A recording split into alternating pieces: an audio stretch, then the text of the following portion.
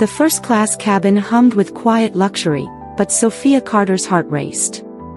She hadn't planned for confrontation today, but as the flight attendant brushed past her, delivering headphones to every passenger but her, Sophia felt a sharp pang of indignation.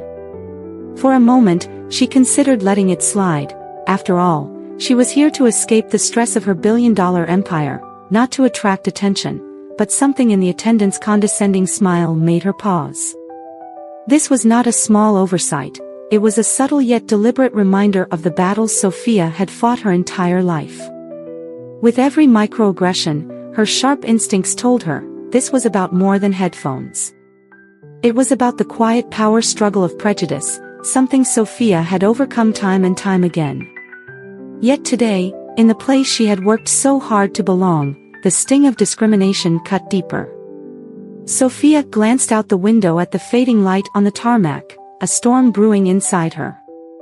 This was her airline, a company she had built from the ground up, and now it was her responsibility to decide whether to fight or let it go. As the hum of the engines filled the cabin, Sophia made a choice that would not just change the course of this flight but transform an entire industry. At Real Life Stories New, we bring you tales that uncover the power of resilience and the pursuit of justice. What Sophia did next shocked everyone, and the ripple effects of her actions will leave you inspired. Stay with us to find out how this single moment sparked a movement. As the flight attendant disappeared down the aisle, Sophia's fingers tightened around the armrests. Her usual calm was disrupted, replaced by a quiet storm of frustration. She had spent years breaking through barriers, proving that success and power didn't come with a single face. Yet here she was, in a space she had earned tenfold, still fighting for the dignity others took for granted. Sophia took a deep breath, her mind racing. She replayed Karen's words, "Those are only for first-class passengers." They echoed like a challenge, deliberate and sharp. Sophia could sense the judgment woven into the flight attendant's clipped tone. This wasn't just about being overlooked, it was about being diminished. And she wasn't about to let it slide. Her phone buzzed faintly against the tray table. For a fleeting moment, she considered drafting an email, direct but professional, her usual weapon of choice, but she set the phone aside. No, this needed more than words on a screen.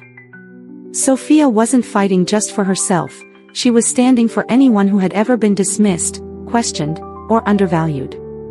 Her resolve deepened. This wasn't just a moment to endure, it was a moment to act. The tension in the cabin thickened as the flight continued. Karen's forced politeness toward others stood in stark contrast to her icy demeanor around Sophia. When the tray of drinks arrived, Karen's hand accidentally tipped the glass, spilling water onto Sophia's lap.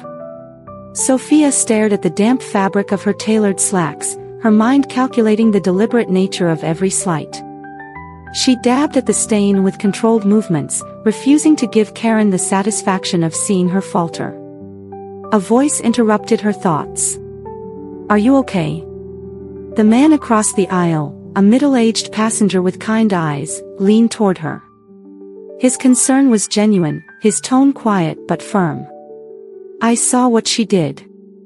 That wasn't an accident." Sophia met his gaze, her expression steady. "Thank you," she said softly, her voice tinged with steel. "But I have my own way of handling this." The man nodded, leaning back in his seat. His silent support fortified her resolve. Sophia reached for her phone again, this time scrolling purposefully through her contacts. She didn't hesitate as her thumb hovered over a familiar name, James Everett, the CEO of the airline. Her voice was low but unwavering as she recounted the events to him, each detail crisp and pointed. She didn't need to exaggerate, the facts alone spoke volumes. By the time she ended the call, the weight on her chest had lessened slightly. James's anger was palpable, his assurance resolute. "This will be handled, Sophia. I won't let this stand."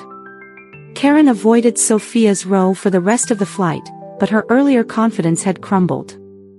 Her polished demeanor now seemed forced, every interaction betraying an undercurrent of unease. The other passengers exchanged glances, their whispers filling the cabin as they speculated about what was unfolding. But Sophia sat still, her composure unbroken. She wasn't angry, she was focused. This was no longer about headphones or spilled water.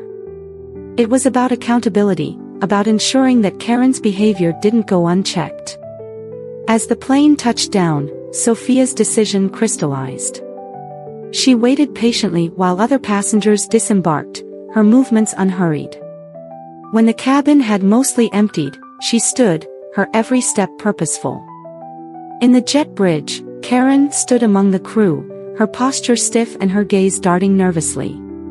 Beside her was James Everett, his commanding presence unmistakable. As Sophia approached, James's eyes met hers, his expression both apologetic and firm. "Sophia," he said, extending a hand. "I can't express how sorry I am for what you experienced. This behavior is unacceptable." Sophia nodded, her voice steady. "It's not just about me, James. This is about ensuring no one else is made to feel this way." James turned to Karen, his tone cold. "Karen, do you have anything to say for yourself?" Karen stammered, her words a tangled mess of half-apologies and excuses. But Sophia cut her off with a calm precision. "This isn't about intent," she said, her gaze sharp. "It's about impact. And the impact of your actions today was clear." James's verdict was swift and unyielding. "Effective immediately, you are relieved of your duties. Your behavior violates everything this company stands for." Karen's face drained of color, her protests drowned out as security personnel escorted her away. The scene was quiet, almost anticlimactic, but the weight of what had just transpired lingered heavily in the air. As Sophia walked through the terminal, the whispers of change had already begun to ripple. This wasn't just a personal victory, it was a step toward a broader shift in how the airline operated. Sophia knew this was only the beginning. There was still so much work to be done, and she was ready to lead the charge. As Sophia Carter walked through the airline terminal, her steps were steady, her heart filled with quiet resolve. What began as a moment of indignation had become a turning point, not just for her, but for the airline and everyone who had ever been silenced in the face of injustice. For Sophia, this wasn't about revenge or proving a point, it was about showing that dignity and respect should never be negotiable. In the days that followed, Sophia reflected on what had transpired.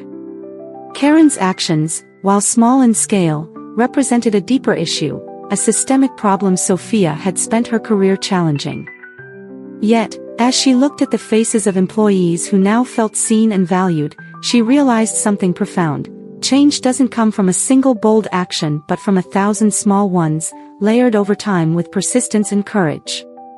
Sophia's determination had sparked something far greater than she imagined. It wasn't just about headphones or spilled water, it was about accountability and the power of one voice to inspire many. And while the road ahead was long, she knew the first step had been taken.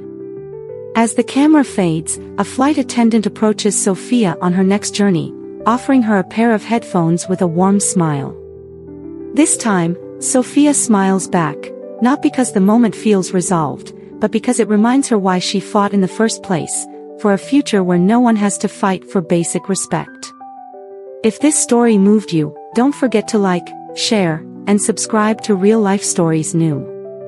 Let's reach 10,000 subscribers together and continue sharing stories that inspire change and celebrate resilience. Thank you for watching, and we'll see you in the next chapter of empowerment.